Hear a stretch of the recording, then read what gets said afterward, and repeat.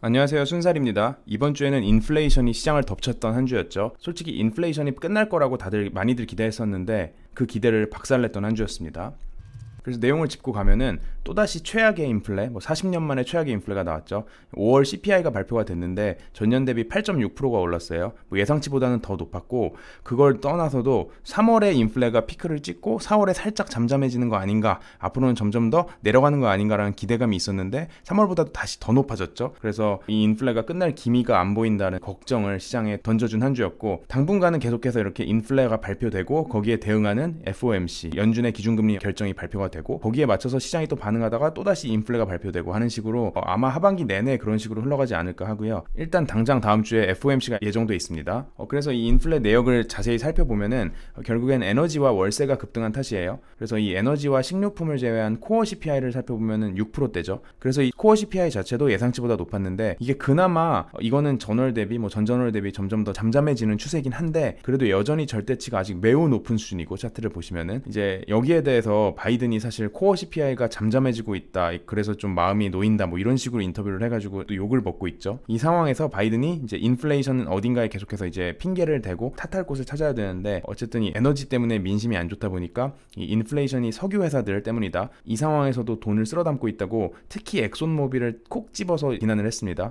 엑손모빌의 경우에는 참고로 역사상 최고의 주가 수준을 지금 기록을 하고 있고요. 사실 그래서 석유 회사들에 대한 횡재세, 본인들이 열심히 한 거를 떠나서 갑자기 시장 상황이 좋아져서 돈을 엄청 땡기게 되는 이런 사업들에 대해서 나라에서 이제 윈드폴 텍스라고 횡재세를 매겨야 되는 거 아니냐라는 이제 논란이 계속 있었던 상황이라서, 바이든 같은 경우에는 이거를 정말로 추진을 할 수도 있을 것 같고요. 어쨌든 간에 이 물가라는 게 꺾이냐 안 꺾이냐, 인플레가 피크를 찍었냐 안 찍었냐를 놓고 이제 얘기가 많았는데, 5월 달에 일단 중고차 지수가 다시 상승 반전을 하면서 어쨌든 이 물가가 다시 높아질 수 있다는 걱정이 있긴 있었습니다. 그리고 백악관에서도 떡밥을 깔아 놨고요. 근데 어쨌든 간에 증시는 항상 시장의 예상과 현실과의 그 차이이기 때문에, 시장이 선반영을 해서 걱정을 했던 것보다도 더 안 좋기 때문에 시장이 한 번 더 박살나는 그런 결과를 맞았죠. 그리고 에너지 가격이 문제였는데, 그 중에서 특히 휘발유 가격이 문제였습니다. 그래서 소비자들 입장에서는 사실 원유 가격, 정제되지 않은 석유 가격보다도 이게 정말로 이제 우리가 구매를 할 때 내 지갑에서 돈이 얼마가 나가느냐에 더 영향을 많이 받는데, 소비자 입장에서는 특히 이 휘발유 가격에 엄청난 영향을 받겠죠. 한국에서도 리터당 2,000원 넘고, 미국에서는 갤런당 5불이 넘고 하는 식으로 역대급 유가를 겪고 있는데, 어쨌든 모두가 이 휘발유 값에 대해서 걱정과 불만을 갖고 있습니다. 물가가 이렇게 오르게 된 이상 긴축이 훨씬 더 빡세게 들어올 거라고 시장에서 예상을 하고 있죠. 그래서 5월에 FOMC를 할 때 이미 6월과 7월에도 연속으로 50bp 인상하겠다라는 식으로 예고를 했었는데, 이제는 심지어 시장에서는 9월에도 50bp 인상할 거다, 아니면은 6월에 50bp가 아니라 아예 75bp로 올릴 수도 있다, 자이언트 스텝을 할 수도 있다, 빅 스텝을 넘어서 이런 식으로까지 사람들이 전망을 하기 시작했죠. 그래서 일단 일주일 동안은 이 떡밥을 계속 보면서 FOMC 결과를 지켜봐야 될 것 같고요. 그리고 재밌는 거는 유가가 오르는 것 때문에 인플레이션에 영향을 미쳐서 그게 또 기업들의 가격 인상에도 영향을 미치고 있는 점인데요. 큰 그림에서 인플레발 가격 인상, 기업들의 가격 인상이라는 거는 많이 봤었는데, 레고에서 제품 가격을 올리면서 이런 펼친 논리가 유가 상승으로 인해서 이 물류비도 당연히 영향을 받지만, 본인들 같은 경우에는 레고를 플라스틱으로 만드는데 그걸 석유에서 뽑아온다, 여기서 정제해온다는 식으로 석유가 비싸지니까 우리 원가가 올라간다 라는 식으로 제품 가격을 올렸습니다. 어쨌든 간에 가격 결정력을 갖고 있는 회사는 무슨 논리를 갖다 붙이든 가격을 올릴 수 있는 되게 좋은 상황이고요. 그리고 이 에너지 가격이 아니었어도 예전부터 계속해서 신재생 에너지를 늘리는데 바이든이 계속해서 신경을 쓰고 있었죠. 근데 상황이 더 급해지다 보니까 이번에는 이 태양광 수입 규제를 완화하는 정책을 발표했습니다. 기존에 이제 동남아 4개국에서 태양광 제품들, 패널들을 수입을 하는데 여기에 대해 관세를 매기려고 했었거든요. 왜냐면은 말이 동남아지 중국산이 동남아를 통해서 우회해서 오는 게 아니냐라는 식으로 미중 무역 전쟁의 연장선상에서 관세를 매기려고 했었는데, 이것조차도 일단 포기하고 각종 지원금을 더 쏟아 부을 예정입니다. 미국 외의 글로벌 경제를 어쨌든 한 번 더 짚고 가면은, 세계은행과 OECD에서 전부 다 올해 글로벌 경제 성장률 전망치를 큰 폭으로 깎았죠. 그래서 세계은행 같은 경우는 2.9%로, OECD는 3%로 깎았는데 4%대에서 최소 1% 이상을 깎았기 때문에 많이들 깎은 수치이고, 그리고 금리 인상 같은 경우에 미국이나 영국 같은 경우에서는 이미 엄청나게 올리고 있었는데, 유럽은 11년째 금리를 인상을 한 적이 없었죠. 이번에 드디어 유럽이 움직여서 7월부터 금리 인상 시작을 하겠다고 예고를 했습니다. 그래서 유럽 같은 경우에는 기준금리라는 것과 예금금리라는 게 이제 나뉘어 있는데, 이 기준금리라는 단어보다는 이 디포짓 레이트, 이 예금금리를 보시는 게 더 중요합니다. 그래서 실제로 이 파란 선 차트를 보시면은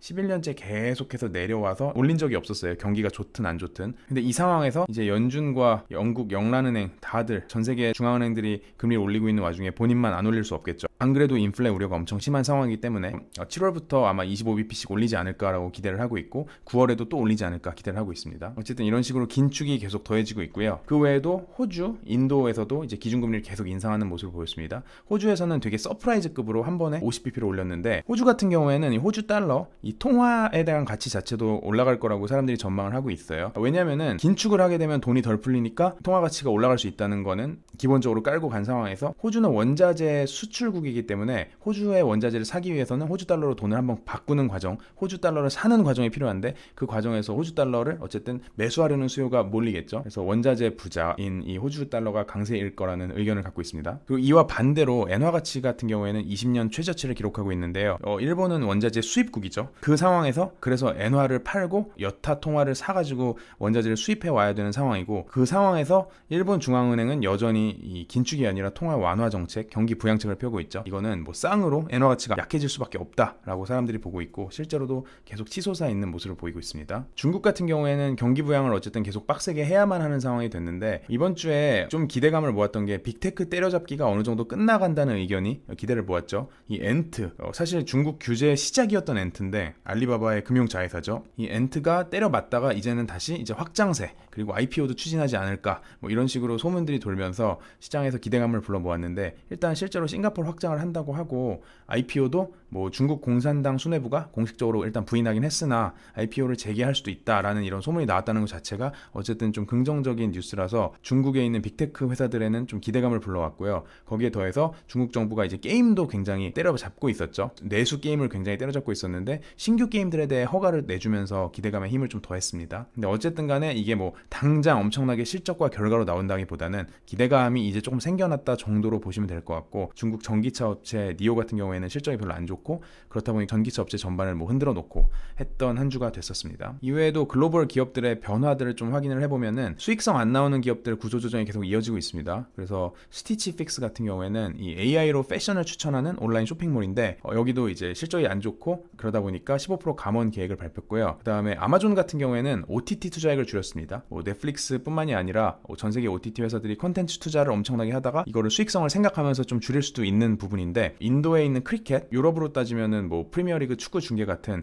인도 사람들에겐 이 크리켓이 굉장히 엄청나게 거대한 스포츠인데 이 10조 원 가까운 규모의 중계권 경쟁에서 스스로 발을 뺐다고 하죠. 수익성을 점점 더 기업들이 신경을 쓰는 모드고요. 그리고 한 가지 또 재밌는 실적은 이 인디텍스, 이 자라의 모회사죠. 이 인디텍스 같은 경우에는 창업자 딸이 회사를 승계를 받은 상황입니다. 가업 승계를 받은 상황에서 첫 실적 발표를 제대로 했는데 우크라이나 러시아 전쟁 여파를 뚫고 매출과 수익성이 모두 좋아지는 모습을 보였죠. 그래서 되게 긍정적인 승계가 일단 잘 완료되고 있다는 모습과 그리고 이게 정말 리오프닝이 오면서 이 가성비 좋은 옷에 대한 이 오프라인 매장 방문 수요가 굉장히 높구나. 이게 전쟁에서 때려 맞더라도 그거를 상쇄할 만큼 굉장히 이 소비 수요가 확실한 밸류 프로포지션을 가진 회사에는 몰리고 있구나라고 이제 확인할 수가 있었고요. 그리고 유럽에서는 전자제품 충전 단자를 USB-C로 통일할 계획이라고 합니다. 그래서 애플 같은 경우에도 USB-C 아이폰 테스트를 하고 있던 걸로 알려졌는데 어쨌든 대비를 해야 되는 상황이 될 것 같고요. 그리고 페이팔 같은 경우에는 암호화폐 송금 기능을 이제 더할 예정입니다. 그래서 시장이 지금 당장 잠시 잠잠해진 거랑 별개로 어쨌든 이 암호화폐의 기능적 측면에서의 서비스를 더하고 있는 상황이고 페이팔 같은 경우에는 주요 코인들, 뭐 이상한 알트코인들 말고 주요 코인들에 대해서 매수, 매도, 보관 기능을 제공을 원래 했었는데 송금까지 할 수 있게 한다고 해요. 그리고 여기는 최근에는 이 금기어로 쓰이는 이 스테이블 코인 페이팔 자체의 스테이블 코인을 만드는 데도 관심이 있고 실제로 이렇게 페이팔 같이 전 세계에 엄청난 많은 사람들이 결제 네트워크로 쓰는 이런 회사에서 스테이블 코인을 만들게 된다면 이거는 정말로 활용 가능성이 좀 높아질 수는 있을 것 같습니다. 페이스북에서 메타에서 하려고 하다가 리브라 프로젝트를 접었는데 단순히 경제 논리로만 접었다기보다는 그거는 좀